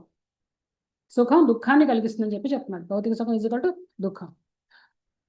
రెండోది ఏంటంటే ఏదైతే మనకి అత్యంత సుఖాన్ని, అత్యంత ఆనందాన్ని ఇస్తుందో దానివల్లే అత్యంత దుఃఖం కలుగుతుంది. అది రెండో పాయింట్. భౌతిక సుఖాల గురించి చెప్తున్నాడు కృష్ణుడు. ఫస్ట్ భౌతిక సుఖం ఈజ్ ఈక్వల్ టు దుఃఖం అని చెప్పాడు. రెండోది ఏదైతే మనకి అత్యంత సుఖాన్ని కలిగిస్తుందో అది అత్యంత దుఃఖాన్ని కూడా కలిగిస్తుంది. మూడోది ఏం చెప్తున్నాడంటే, నేను దీనికి ఎగ్జాంపుల్స్ చెప్తాను, just wait.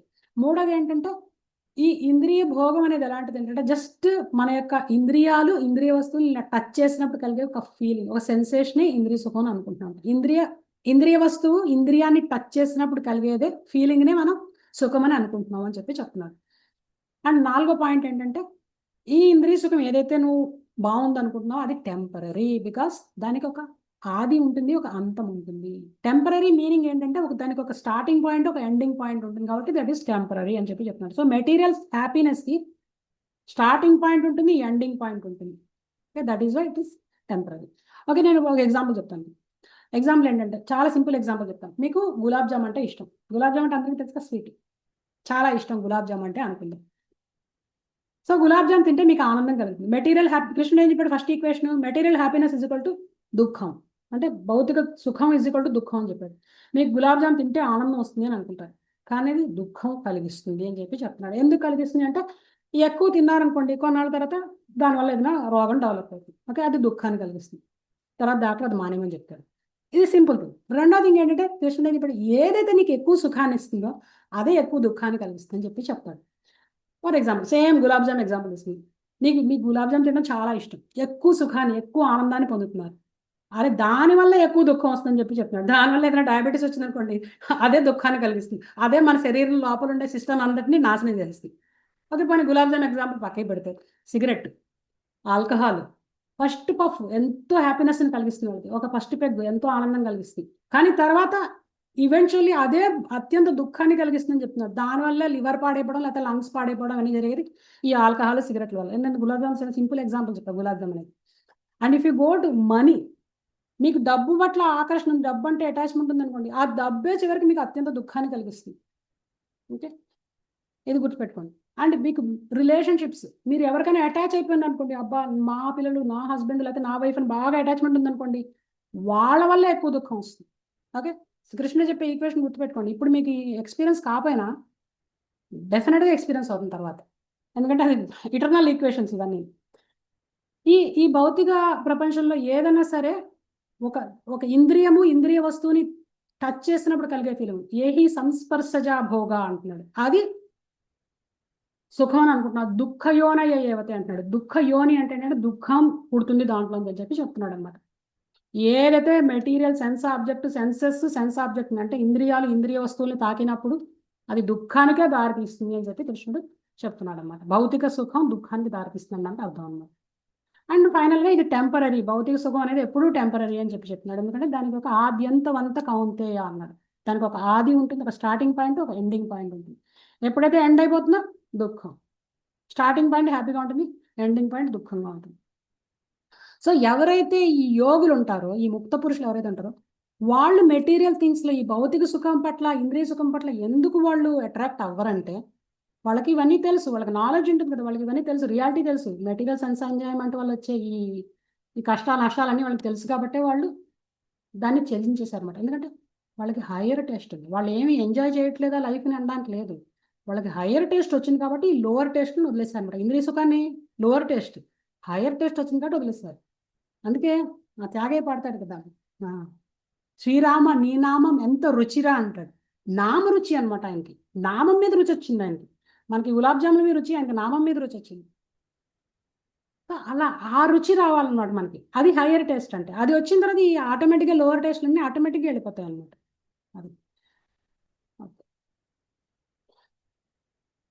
So next question ఏంటంటే, ఇప్పుడు మనకి ఓకే ఇంద్రియ సుఖాలు టెంపరీ, దానివల్ల దుఃఖం వస్తుందని చెప్పి చెప్పాడు కదా. సో ఎంతకాలం ఇంద్రియాలని నిగ్రహించుకోవాలి మనం, క్వశ్చన్ వస్తుంది కదా. అది కృష్ణుడు నెక్స్ట్ శ్లోకంలో చెప్తున్నాడు. ఎంతకాలం ఇంద్రియాలని కంట్రోల్ చేయాలి? రఫ్గా చెప్పండి, ఎంతకాలం కంట్రోల్ చేయాల్సి ఉంటుంది ఇంద్రియాలని? రఫ్గా కొత్త స్టూడెంట్ చెప్పండి. కొత్త ఆయన స్టూడెంట్ మనకి అనుగ్రహం ఇచ్చేంత వరకు. అనుగ్రహం ఇచ్చేంత వరకు. Okay, good. 23rd శ్లోకంలో చెప్తాడు కృష్ణుడు ఎంతవరకు ఉండాలనేది. అంటే మళ్ళాంటి అజ్ఞానులకి అంత తొందరగా రాదు. ఇస్తాడు ఎంతవరకు ఉండాలి ఇలా ఇంద్రియాలు నిగ్రహిస్తూ అనేది కృష్ణుడు ఈ 23rd శ్లోకంలో చెప్తున్నాడు. శక్నోతి ప్రాక్శరీర విమోక్షణాత్ కామ క్రోధోద్భవం వేగం సయుక్త స సుఖీ నరః. ఈ ప్రస్తుత దేహాన్ని విడిచిపెట్టడానికి ముందే మనిషి భౌతికేంద్రియం వేగాలను సహించగలిగితే, కామక్రోధ వేగాలను ఆపగలిగితే చక్కగా నెలకొన్న వాడై ఈ జగత్తులో సుఖి అవుతాడు. ఓకే సరే, till the end of our life అంటే యాక్చువల్గా దేహాన్ని విడిచుటకు పూర్వమే జయించాలి అంటే దాని అర్థం ఏంటంటే మనం లైఫ్ లాంగ్ స్ట్రగుల్ అవ్వాల్సిందే. లాస్ట్ మినిట్ దాకా కూడా ఇంద్రియ సుఖం భోగం అన్ని వదిలిపెట్టదు అనమాట. ఏదో ఒకటి అందరూ డెత్ బెడ్ మీద ఉన్నాడు, నీకు ఏంటి లాస్ట్ కోరిక ఏంటి చెప్పంటారు. దట్ ఈస్ నథింగ్ బట్ ఇంద్రియ సుఖం. నాకు అది తినాలనుంది, లేకపోతే ఇది చూడాలనుంది, ఆ ప్లేస్కి వెళ్ళాలనుంది, ఇవన్నీ ఇంద్రియ సుఖాలు. లాస్ట్ మినిట్లో కూడా ఇంద్రియ సుఖం అనేది ఉంటుందన్నమాట, దాని మీద వ్యామోహం ఉంటుందన్నమాట. దేహాన్ని, అందుకనే కృష్ణుడు చెప్తున్నాడు, దేహాన్ని విడిచడానికి పూర్వమే వదిలేయాలి ఇంద్రియ భోగాన్ని అని చెప్పి చెప్తున్నాడు. వదలకపోతే ఏం జరుగుతుంది అంటే చెప్పండి, ఇంద్రియ సుఖం వదలలేదు, దేహాన్ని వదలడానికి ముందు ఏమవుతుంది అప్పుడు? లాస్ట్ మినిట్లో కూడా నాకు పిజ్జా తినాలని అంటాడు ఎవడు, ఏమవుతుంది అప్పుడు? మళ్ళీ లైఫ్ వస్తుంది. మళ్ళీ మళ్ళీ life life వస్తుంది. లో పిజ్జా అదే షాప్ ఓనర్ కింద పుట్టాల్సి వస్తుంది. మళ్ళా అదే లైఫ్ వస్తుంది. మళ్ళీ ఏదైతే డిజైర్ ఉందో లాస్ట్ మినిట్ లో యజ్ఞం వాపి స్మరణ భావం చజత్ అంతే కలయవరం, ఏదైతే లాస్ట్ మినిట్ లో డిజైర్ ఉంటుందో మళ్ళీ నెక్స్ట్ లైఫ్ అదే డిజైర్ తో స్టార్ట్ అవుతుంది, అక్కడి నుంచి మళ్ళీ కథ మొదలు. సో అందుకని దేహాన్ని వదిలేయడానికి ముందే ఇంద్రియ సుఖాన్ని వదలాలని చెప్పి చెప్తున్నాడు కృష్ణుడు. సో అంటే till the end of our life మన స్ట్రగుల్ ఉంటుంది అన్నమాట. మన మనసుకి అలా అనిపిస్తోంది అంటే అది కల్పించిన వాడు దేవుడే కదా, అలా ఎందుకు కల్పిస్తున్నాడు అందరికీ? అందుకనే మనస్సు ఎలా పనిచేస్తుందో తెలుసుకోమని చెప్పి చెప్తున్నాడు. జ్ఞానం, దివ్య జ్ఞానం ఎందుకంటే మనస్సు ఎలా పనిచేస్తుందో తెలుసుకుంటే మనస్సుని అదుపు చేయడం చాలా ఈజీ అని చెప్తున్నాడు అనమాట. మనస్సుని అదుపు చేయడం నేర్చుకోవాలి. సో ఎగ్జామ్ పేపర్ టఫ్గా ఉంది అంటే సరిగ్గా సిలబస్ సరిగ్గా చదువుకోవాలని అర్థం. ముందు సిలబస్ సరిగ్గా చదువుకోవాలి. మనస్సుని నియంత్రించడానికి కూడా మార్గాలు చెప్పాడు కృష్ణుడు. మనసుని ఎలా కంట్రోల్ చేయాలి, దాన్ని ఎలా ఎంగేజ్ చేయాలి, ఇవన్నీ చెప్పాడు. అందుకని మనం ఇప్పుడు బాగా చెడ్డ తీసుకున్నాడు, పని దాన్ని apply చేయమని చేయాలి. ఓకే. ఆ చెడ్డ పని చేయమని ప్రేరేపించేవాడు దేవుడే కదా. No, no, నువ్వు చేయి అంటే మనసు అదే అదే మనకి ఆల్రెడీ మనం డిస్కస్ చేస్తున్నాం ఏంటంటే, చెడ్డ పని చేయమని ప్రేరేపించాడు కృష్ణుడు. ఆ లోపల నుండి కామం, కృష్ణుడు చెప్తాడు కదా మనకి సెకండ్ చాప్టర్ థర్డ్ చాప్టర్ వస్తుంది కదా, అర్జునుడు అడుగుతాడు క్వశ్చన్. ఏవిందో తనకి తప్పు చేయాలని లేకపోయినా కొంతమంది నిస్సహాయ స్థితిలో తప్పు చేసేస్తుంటారు, లోపల నుంచి ఎవరో ప్రేరేపిస్తున్నట్టు అని అడుగుతాడు కదా. దానికి కృష్ణుడు ఏం చెప్తాడంటే కామం అని చెప్తాడు. నీకున్న కోరికలే దాన్ని అలా ప్రేరేపిస్తాయి లోపల నుంచి అని చెప్పి చెప్తాడు. కామాన్ని అణచాలని చెప్పి చెప్తాడు. ఎందుకంటే కామం బికాస్ ఆఫ్ డిజైర్, ఏదైతే మనం ఎంజాయ్ చేయాలనే కోరిక ఏదైతే ఉంటుందో అది లోపల నుంచి ప్రేరేపణ ఇస్తుంది. అది కృష్ణుడు కాదు ఇచ్చేది ప్రేరేపణ, కామం లోపల నుంచి మన డిజైర్ ఏదైతే ఉంటుందో అది ప్రేరేపిస్తుంటున్నాడు. ఆ కామాన్ని జయించాలని చెప్తున్నాడు. అందుకే కృష్ణుడు కామం నిత్య వైరి అని చెప్పి చెప్తాడు. కామాన్ని జయించాలి, ముందే కామాన్ని మొట్టమొదటి అదుపు చేయాలి. మనం సెకండ్ చాప్టర్లో అంతా చదివాం కదా ఇది. ఆ కామం వల్లే లోపల నుంచి ప్రేరేపణ వస్తుంది అన్నమాట, తప్పు చేయాలని. Okay okay let's progress. మనకు టైం అయిపోతుంది, ఫాస్ట్గా చదివేద్దాం. ఎందుకంటే ఎక్కువ లేదు ఇది, ఇంకా 24 శ్లోకం కదా ఇప్పుడు మనం ఉన్నది. ఎందుకంటే ఇక్కడ ఫినిష్ చేస్తే మళ్ళీ నెక్స్ట్ వీక్ మనం 6th చాప్టర్ స్టార్ట్ చేయొచ్చు. ఒక్క 5 minutes ఓపిక పట్టండి, ఫినిష్ చేసేస్తాను ఇది. 24th యోంత సుక్షోంతరా రామ స్తందాంత జ్యోతిరేవయ సయోగి బ్రహ్మ నిర్వాణం బ్రహ్మభూతోధిగచ్చతి. అంతరంగ మంది ఆనందమును కలిగిన వాడును, ఉత్సాహవంతుడైన అంతరంగమునందే రమ్మించువాడును, అంతరంగ మందే లక్ష్యమును కలిగిన వాడును అగు మనుజుడే వాస్తవమునకు పూర్ణుడగు యోగి అనబడును. బ్రహ్మభూతుడైన అట్టివాడు ఆంత్యమున పరబ్రహ్మమునే పొందగలడు. సో బ్రహ్మభూత స్థితి గురించి చెప్తున్నాను అనమాట. ఎవరైతే అంతరంగములందే ఆనందం కలిగినవాడు, అంటే భౌతిక సుఖాల మీద కాకుండా అంతరంగం లోపలే ఆనందాన్ని పొందినవాడు, ఉత్సాహవంతుడే అంతరంగమునందే రమించువాడును, అంటే ఇంటర్నల్ హ్యాపీనెస్, అంటే అంతర్ముఖమైన వాడు లోపలే ఆనందంగా ఉంటాడు అనమాట. అంతరంగం అందే లక్ష్యమని కలిగినవాడు, అంటే లోపలే మనం భగవంతుని చేరుకోవాలనే లక్ష్యం లోపలే ఉంటుంది మనకి. బయట నుంచి ఏం లక్ష్యాలు ఉండవు, మన లోపలే ఉంటుంది అది. ఆయన్ని చేరుకోవాలి, అదే లక్ష్యం అనమాట. అప్పుడు వాడే నిజమైన యోగి అనబడని చెప్పి చెప్తున్నాడు. అంటే ఇంటర్నలైజ్, అంతర్ముఖం అయిన వాడే నిజమైన యోగి అనమాట. బహిర్ముఖమైనంతసేపు బాహ్యానందమే చూస్తాం మనం, అంతర్ముఖం అయితేనే నిజమైన ఆనందాన్ని చూడగలుగుతాం. సో అంతర్ముఖం అవ్వాలి అంటే ఏంటంటే మనకి హైయర్ టేస్ట్ ఉండాలన్నమాట. మనం భగవంతుడి యొక్క సేవలో నిజమైన ఆనందాన్ని అనుభవించడం మొదలు పెడితే ఆటోమేటిక్గా మనకి ఈ భౌతిక సుఖాల మీద ఆటోమేటిక్గా డిస్టేస్ట్ వచ్చేస్తుంది. అది కృష్ణుడు చెప్పేది. అంతరంగం లోపలికి తిరగమంటున్నాడు, టర్న్ ఇంటర్నల్ అని చెప్పి చెప్తున్నాడు. బయట కాదు, బాహ్యం వైపు కాదు, అంతర్ముఖం అని చెప్పి చెప్తున్నాడు. ఓకే, అంటే ఇక్కడ ఏంటంటే ఆధ్యాత్మికత్వం అంటే ఏంటంటే ఎంజాయ్మెంట్ లేదని కాదు, ఇక్కడ రాంగ్ కైండ్ ఆఫ్ ఎంజాయ్మెంట్ వద్దు అని చెప్పి చెప్తున్నాను. ఎంజాయ్ చేయడం అనేది జీవుడి యొక్క సహజ లక్షణం. ఓకే, మనకి ఆనందంగా ఉండాలి అని కోరుకోవడం, సంతోషంగా ఆనందంగా ఉండాలని కోరుకోవడం తప్పు కాదు, అది నిజమైన సహజమైన కోరిక. కానీ ఎక్కడ ఎలాంటి ఆనందం పొందాలి అనేది మాత్రం మనం చూసుకోవాలన్నమాట. ఇప్పుడు తాగితే ఆనందం వస్తుంది, సిగరెట్ కాలిస్తే ఆనందం వస్తుంది, బ్లూ ఫిల్మ్స్ చూస్తే ఆనందం వస్తుంది. కానీ అలాంటి ఆనందాన్ని కోరుకుంటే పతనం అవుతాం. హైయర్ టేస్ట్కి రావాలన్నమాట, నిజమైన ఆనందాన్ని కోరుకోవాలన్నమాట. అప్పుడు మనం యాక్చువల్గా భగవంతుని చేరుకోవడానికి దారి మనమే వేసుకునే వాళ్ళు ఉంటుంది. ఆ చీప్ ఆనందాలన్నీ పక్కకి పెట్టాలన్నమాట, రియల్ ఆనందం కోసం చూడాలి. ఓకే, నెక్స్ట్ 25th శ్లోకం, ఇంకా అయిపోతుంది, తొందరగా చెప్తాను. లభంతే బ్రహ్మ నిర్వాణం విషయ క్షీణ కల్మష చిన్నద్వైతాయతాత్మానః సర్వభూతహితే రతాః.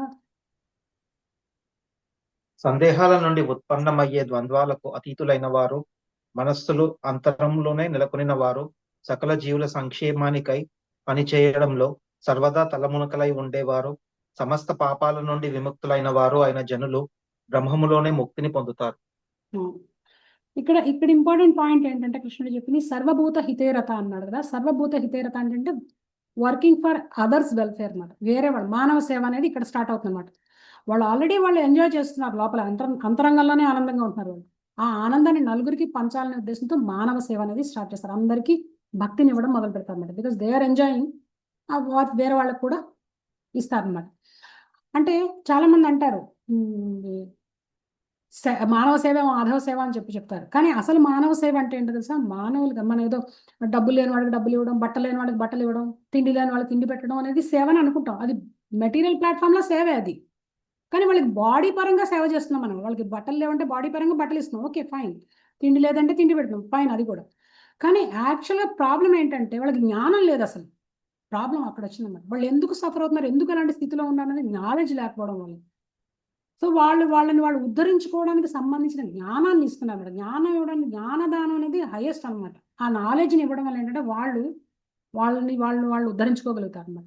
సో కృష్ణ కాన్షియస్, ఇస్కాన్ చేసే పని ఏంటంటే జ్ఞానం ఇవ్వడం, నాలెడ్జ్ ఇస్తారు అందరికి. ఇచ్చి వాళ్ళు ఎందుకు సఫర్ అవుతున్నారో చెప్తే వాళ్ళు ఆటోమేటిక్గా వాళ్ళు అందరూ భగవంతుడి వైపు తిరుగుతారు. సో ఇంద్రియాలని మనసుని అదుపులో ఉంచుకుని జ్ఞానంతో కనుక మనం లైఫ్ లీడ్ చేయడం మొదలెడితే, అంటే అఫ్కోర్స్ జ్ఞానం అంటే మనం ఆటోమేటిక్గా భక్తి అని చెప్తాం, ఆధ్యాత్మికంగా కూడా మనం పురోగమిస్తాం అన్నమాట. లేకపోతే వెనక్కి మళ్ళీ జంతు జన్మల్లోకి వెళ్ళిపోతాం. లేకపోతే జ్ఞానంతో పనిచేయాలి. ఓకే, నెక్స్ట్ 26th శ్లోకం. కామక్రోధ వియుక్తానాం యతీనాం యతచేతసాం అభితో బ్రహ్మ నిర్వాణం వర్తతే విదితాత్మనాం.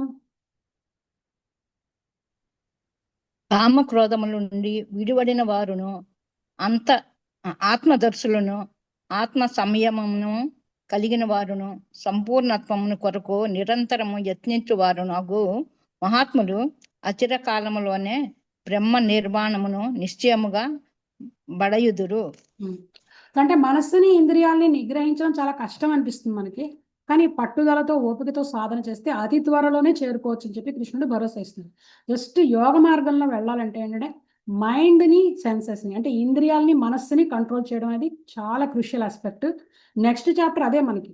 ఓకే, నెక్స్ట్ చాప్టర్ కృష్ణుడు నెక్స్ట్ శ్లోకంలో చెప్పబోతున్నాడు. నెక్స్ట్ చాప్టర్ హింట్ ఇస్తాడు ఆల్రెడీ. ఎందుకంటే మనకి మోక్ష సాధన చెయ్యాలి, మోక్షం రావాలి అంటే ఏంటంటే ఫస్ట్ థింగ్ గుర్తుపెట్టుకోండి, మిగతా అవన్నీ పక్కన పెట్టండి. మైండ్, సెన్సెస్ అంటే మనస్సు, ఇంద్రియాలు కంట్రోల్ చేసుకోవడం నేర్చుకోవాలి. అలాగైతేనే మనం ప్రోగ్రెస్ అవుతాం, లేకపోతే ప్రోగ్రెస్ అవుతాం. సో మనస్సు, ఇంద్రియాలే మెయిన్ ప్రాబ్లం అనమాట. సో అందుకని కృష్ణుడు ఓపికతో సాధన చేస్తే త్వరలోనే చేరుకోవచ్చు అని చెప్పినాడు. ఇప్పుడు నెక్స్ట్ దాంట్లో ఏంటంటే కృష్ణుడు నెక్స్ట్ చాప్టర్కి హింట్ ఇస్తున్నాడు ఆల్రెడీ. ఎందుకంటే మనసుని, ఇంద్రియాలని కంట్రోల్ చేసుకోవాలని చెప్పాడు. అది ఎలా కంట్రోల్ చేసుకోవాలంటే నెక్స్ట్ చాప్టర్లో స్టార్ట్ అవుతుంది, ధ్యాన యోగం అన్నమాట. ఇప్పుడు ఈ 2 శ్లోకాల్లో కృష్ణుడు దానికి హింట్ ఇస్తున్నాడు, 27 and 28. 2 కలిపే చదువుతున్నాను. స్పర్శాన్ కృత్వా బహిర్బాహ్యాం చక్షుశ్చైవాంతరే భ్రువో ప్రాణాపానౌ సమౌ కృత్వా నాసాభ్యంతరచారిణౌ యతేంద్రియ మనోబుద్ధిర్మునిర్మోక్ష పరాయణః విగతే చ భయక్రోధో సదా ముక్త ఏవ సః. కృష్ణ భక్తి భావనలో నెలకొనిన వాడై మనిషి వెంటనే తన ఆధ్యాత్మిక రూపాన్ని అర్థం చేసుకుంటాడు. అప్పుడు అతడు భక్తియుత సేవ ద్వారా భగవంతుణ్ణి అర్థం చేసుకోగలుగుతాడు. భక్తియుత సేవలో సకల బాహ్యేంద్రియ వస్తువులను త్యజించి కళ్ళను, దృష్టిని 2 కనుబొమ్మల మధ్య కేంద్రీకరించి ఉచ్ఛ్వాస నిశ్వాసాలను నాసిక రంధ్రాలలోనే నిలిపి ఆ విధంగా మనస్సును, ఇంద్రియాలను, బుద్ధిని నిగ్రహించి మోక్షాన్ని కోరుకునే ముని కోరిక, భయము, క్రోధము నుండి బయటపడతాడు. సర్వదా ఈ స్థితిలో ఉన్నవాడు నిశ్చయంగా ముక్తుడవుతాడు. Thank you. బేసిక్గా నెక్స్ట్ ధ్యాన యోగం అంటే అష్టాంగ యోగ సాధన ఎలా చేయాలి అంటే అష్టాంగ యోగ సాధనలో మనస్సుని, బుద్ధిని ఎలా నిగ్రహించాలి, ఇంద్రియాలని అనేది నెక్స్ట్ చాప్టర్లో చెప్పబోతున్నాడు. మనం ఇదంతా అక్కడికి వచ్చిన డిస్కస్ చేస్తాం. అంటే దృష్టిని భ్రూమధ్యమున నిలిపి శ్వాసని నియంత్రించడం ఇవన్నీ నెక్స్ట్ చాప్టర్లో వస్తే అక్కడ కవర్ చేస్తాం మనం. Let us go to the last శ్లోకం. ఇది ఇంపార్టెంట్ శ్లోకం 29. ఎందుకంటే ఈ 2 శ్లోకాలది నెక్స్ట్ చాప్టర్లో మొత్తం కవర్ అవుతుంది కాబట్టి ఇక్కడ నేను ఎక్స్ప్లెయిన్ చేయట్లేదు. 29 శ్లోకం, ఫైనల్ శ్లోకం, చాలా ఇంపార్టెంట్ శ్లోకం. భోక్తారం యజ్ఞ తపసాం సర్వలోకా మహేశ్వరం సుహృదం సర్వభూతానాం జ్ఞాత్వా మాం శాంతిముచ్యతి. నా సంపూర్ణ భావన ఎందున్నవాడు నన్ను సర్వ యజ్ఞములకు తపస్సులకు చర్మ భోక్తగను సకల లోకములకు దేవతలకు ప్రభువుగను సకల జీవులకు లాభమును గూర్చువానిగను మరియు శ్రేయోభిలాషిగను తెలుసుకొని భౌతిక దుఃఖముల నుండి విడిపడి పరమశాంతిని పొందును. సో శాంతికి దీంట్లో ఏంటంటే శాంతికి ఫార్ములా అంటే పీస్ ఫార్ములా ఇస్తున్నారు అనమాట. పీస్ ఫార్ములా ఏంటంటే 3 parts అనమాట. ఒకటి ఏంటంటే భోక్తారం యజ్ఞ తపసాం, రెండోది సర్వలోక మహేశ్వరం, మూడోది సుహృదం సర్వభూతానం. Okay, just I explain quickly. భోక్తారం యజ్ఞ తపసాం అంటే ఏంటంటే కృష్ణుడు అన్ని తపస్సులకి యజ్ఞాలకి అన్నిటికీ ఆయనే భోక్త అనమాట. మరి మీరు ఏ విధమైన పూజలు చేయండి, వ్రతాలు చేయండి, ఏ విధమైన తపస్సులు చేయండి, అన్నిటికీ ఏది ఎవరికి అర్పించినా సరే, చివరికి దేవీ దేవతలకు అర్పించినా సరే అన్నిటికీ ఫస్ట్ ఫైనల్గా అల్టిమేట్గా ఆయన దగ్గరికే వెళ్తాయండి. భోక్తారాం యజ్ఞ తపస్సాం, అన్ని తపస్సులకి యజ్ఞాలకి ఆయన ఫస్ట్ బెనిఫిషియరీ అనమాట. అంటే భోక్త, ప్రథమ భోక్త ఆయన అనమాట. తర్వాత నెక్స్ట్ ఏంటంటే సర్వలోక మహేశ్వరం, అల్టిమేట్ ప్రొపరేటర్ అనమాట. కృష్ణుడు అల్టిమేట్ ప్రొపరేటర్ ఆఫ్ ఎవ్రీథింగ్ అనమాట. ఈ ప్రపంచంలో సర్వలోక మొత్తం అన్ని లోకాలకి ఆయన మహేశ్వరుడు, ఆయనే ప్రొపరేటర్ అనమాట. అంటే ఆయన ఓనర్ అనమాట అన్ని లోకాలకి. అన్ని ఈ ప్రపంచంలో మన కంటికి ఏదైతే కనిపిస్తుందో చివరికి మన ఓన్ దేహం కూడా ఆయనదే అనమాట ప్రాపర్టీ. ఎందుకంటే పంచభౌతికం పంచభూతాలని ఆయనే సృష్టించాడు. ఆ పంచభూతాలతో తయారైన దేహం మంది. సో ఈ దేహానికి కూడా ఆయనే ఓనర్ అనమాట. మనం అనుకుంటాం మనం ఓనర్ అని, ఆయనే ఓనర్. ఎందుకంటే ఆయన ఓనర్ ఆల్రెడీ సూపర్ సోల్ పరమాత్మలో లోపలే ఉన్నాడు. ఆయనే ఓనర్, మనం కాదు ఓనర్, ఆయన ఓనర్. తర్వాత నెక్స్ట్ ఫైనల్ పాయింట్ అంటే సుహృదం సర్వభూతానం. ఈవెన్ దో ఆయన అన్నిటికీ ఓనరు, అన్నిటికీ భోక్త అయినప్పటికీ కూడా సుహృదం సర్వభూతనం, అందరికీ ఎవర్ వెల్ విషింగ్ ఫ్రెండ్ అన్నమాట. అందరి క్షేమాన్ని కోరుతాడు ఆయన. సర్వజీవుల క్షేమాన్ని నిజంగా కోరేవాడు అంటే భగవంతుడు అక్కడ ఇంకెవరు లేరు. అందరి క్షేమాన్ని కోరుతాడు అన్నమాట. ఈ 3 గనక మనం ఎప్పుడైతే తెలుసుకుంటామో జ్ఞాత్వా మాం శాంతి మృచ్చతి అంటున్నాడు. ఈ 3 ఎవరైతే తెలుసుకుంటారో అంటే కృష్ణుడే అల్టిమేట్ భోక్త, అన్నిటికీ అన్ని తపస్సులకి యజ్ఞాలకి అన్నిటికీ ఆయనే భోక్త, అంటే ఆయనే బెనిఫిషియరీ. అన్ని ప్రపంచంలో ప్రతి థింగ్ ఆయనదే ఆస్తి, ఆయన ప్రాపర్టీయే. అండ్ మూడోది ఏంటంటే ఆయన ఈవెన్ దో ఉన్నప్పటికీ కూడా ఇంత గొప్పవాడు అయినప్పటికీ కూడా అందరి క్షేమాన్ని కోరేవాడు ఆయన అని ఎవరైతే తెలుసుకుంటారో వాళ్ళకి శాంతి మృచ్చది. జ్ఞాత్వామాం శాంతి మృచ్చది అంటారు. పీస్ కావాలంటే ఈ 3 తెలుసుకుంటే కనుక ఆటోమేటిక్గా పోతాయి. ఎందుకంటే మనం అనుకుంటాం మనం ప్రొపరేటర్ అనుకుంటాం. ఈ ఇల్లు నాది అని ఎప్పుడైతే అనుకున్నాం, ఈ ఇల్లుని కాపాడుకోవాలి, ఈ దేహం నాదంటే దేహాన్ని కాపాడుకోవాలి, అన్ని తాపత్రయాలు ఉంటాయి కదా మనకి, ఇవన్నీ తగ్గుతాయి అన్నమాట. తాపత్రయాలు తగ్గిపోతాయి అన్ని. అన్నిటికీ ఆయన చూసుకుంటాడు. ఏం వచ్చినా ఆయన చూసుకుంటాడు అనే ధైర్యం వచ్చింది అనుకోండి వదిలేచ్చు. ఎందుకంటే ఆయన మన హితం కోరేవాడు, ఆయన బెస్ట్ ఫ్రెండ్ అనమాట మనకి. అందుకనే మన పక్కనే ఉంటాడు, మన లోపలే ఉంటాడు. తల్లిదండ్రులు కూడా ఇంత క్లోజ్గా ఉండలేరు. కృష్ణుడు ఉన్నంత క్లోజ్గా భగవంతుడే ఉంటాడు. ఆయన ఉన్నంత క్లోజ్గా ఎవరు ఉండలేరు అనమాట. కొంతమంది ఫ్రెండ్స్ ఏంటంటే మనల్ని చీట్ చేస్తారు. కొంతమంది ప్రజలేమో మన అవకాశం వాదుల్లాగా అవకాశం వచ్చినప్పుడు వాళ్ళు మనని వాడుకోవడానికి ట్రై చేస్తారు. కొంతమంది మనకు శత్రువులుగా మారుతారు. కొంతమంది ఫ్రెండ్స్తో ఫైట్ అయితే మనం వదిలేస్తారు. కానీ ఇక్కడ భగవంతుడు ఎలాంటివి జరిగినా, నో మ్యాటర్ ఎంత మనం భగవంతుని అసహించుకున్నా సరే మనని వదిలిపెట్టడానికి అంత ఎక్స్టెంట్ అనమాట ఆయన. ఏ జీవిని ఎప్పుడు వదిలిపెట్టడానికి, ఆ జీవి అల్టిమేట్గా మోక్షం వచ్చి ఆయన దగ్గరికి వచ్చేదాకా అంటి పెట్టుకునే ఉంటాడు. ఎంత హీన స్థితిలో ఉన్నా సరే, ఎంత ద్వేషిస్తున్నా సరే వాళ్ళని వదిలిపెట్టడం. మనం అలా చేయగలమా? మనం ఎవడన్నా అసహించుకుంటే 2వ నిమిషం వాడి మొహం చూడడం మనం. కానీ కృష్ణుడు అలా కాదు. అసహించుకుని నువ్వు గాడు లేడని నోరు పెట్టుకుని నోరు పెట్టుకుని అందరికీ చెప్తున్నా వాడిని కూడా వదిలిపెట్టడం. అలాంటి వాడు ఈ నెవర్ లీవ్స్ అవర్ సైడ్ అనమాట. సో ఇంతకన్నా బెస్ట్ వెల్ విషింగ్ ఫ్రెండ్ ఎవరైనా ఉంటారంటే ఎవరు? శాంతి, ప్రపంచ శాంతి అని చెప్పి అందరూ యునైటెడ్ నేషన్స్ ఐక్యరాజ్య సమితి అని చెప్పి అన్ని రకాల జెండాలన్నీ ఆ బిల్డింగ్ మీద పెట్టారు. కానీ ఎవ్వరూ ఒక దాని మీద ఏకీభవించరు, ఒక మాట మీద ఎవరు ఏకీభవించరు, ఏ కంట్రీ ఏకీభవించరు. కానీ మీరు ఇస్కాన్ని చూస్తే ఇస్కాన్లో అన్ని యునైటెడ్ నేషన్స్ అన్నమాట. ప్రపంచం మొత్తం సెంటర్స్ ఉన్నాయి, అన్ని సెంటర్స్. ఈవెన్ రష్యాలో కూడా మాకు ఇస్కాన్ సెంటర్ ఉంది, చైనాలో ఉంది, జపాన్లో ఉంది, అన్ని చోట్ల ఇస్కాన్ సెంటర్స్ ఉన్నాయి. అన్ని సెంటర్లో ఒకటే రూల్, అందరూ పొద్దునే లేస్తారు, కృష్ణుని వర్షిప్ చేస్తారు, 16 రౌండ్లు చాంట్ చేస్తారు. Same rules. వాడు రష్యా వాడవని, చైనా వాడవని, జపాన్ వాడవని అందరూ సేమ్ రూల్స్ ఫాలో చేస్తారు. అందరూ 16 రౌండ్లు ఒకటే మంత్రం జపిస్తారు. నిజమైన ఐక్యరాజ్య సమితి అంటే ఇది. అన్ని నేషన్స్, అన్ని నేషనాలిటీస్ కృష్ణ కాన్షియస్లో ఉన్నాయన్నమాట. సో శాంతి అనేది, ప్రపంచ శాంతి అనేది ఎలా వస్తుందంటే అందరూ పర్పస్ ఒకటైనప్పుడు శాంతి అనేది వస్తుంది. అందరి పర్పస్ భగవంతుడిని వర్షిప్ చేయాలని కనుక వస్తే ఆటోమేటిక్గా శాంతి అనేది వస్తుంది. పర్పస్లు వేరైపోవడంతో సెంటర్లు వేరైపోయాయి. సెంటర్లు వేరైపోవడంతో పీస్ లేదు, అన్రెస్ట్ ఉందన్నమాట అంతా. శాంతి ఫార్ములా ఏంటంటే భగవంతుడి గురించి తెలుసుకుని, భగవంతుడే అన్ని తపస్సులకి, యజ్ఞాలకి, అన్నిటికీ భోక్త, ఆయన అన్నిటికీ ప్రొపరేటర్, ఆయనే మన యొక్క బెస్ట్ ఫ్రెండ్ అని తెలుసుకుంటే ఆటోమేటిక్గా శాంతి వస్తుంది. తెలుసుకుని ఆయన చేరుకోవాలని ట్రై చేయాలి కదా, తెలుసుకుంటే సరిపోదు. తెలుసుకున్న తర్వాత ఆయన చెప్పిన దారిలో నడవాలన్నమాట. ఓకే, వాళ్ళకి క్లాస్ అయిపోయింది. Thank you so much. పేషెన్స్తో ఇంతసేపు ఉంది, ఎక్స్ట్రా టైం కూడా ఇచ్చినందుకు థ్యాంక్ యూ. మనం ఫినిష్ చేసాం 5th చాప్టర్. నెక్స్ట్ వీక్ మనం 6th చాప్టర్ వెళ్తుంది. ఓకే, ధ్యాన యోగం. హరే కృష్ణ.